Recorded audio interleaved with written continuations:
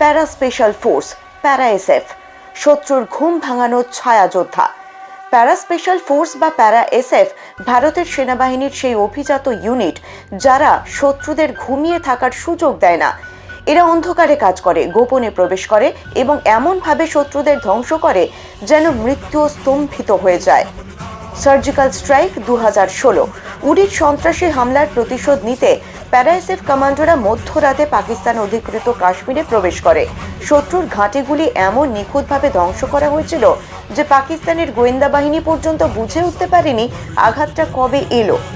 তাদের কৌশল এবং সুনিপুণ হামলার পর সন্ত্রাসীদের পৃষ্ঠপোষকদের রাতের ঘুম চিরতরে কেড়ে নেওয়া হয়। এদের সীমানার চেয়ে ওপরে থাকে সাহস।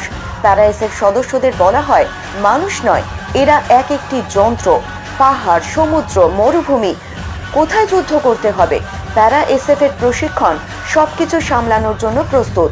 এরা শত্রুর চোখের সামনেই এমনভাবে গায়েব হয়ে যায় যেন ছায়াও বুঝতে পারে না।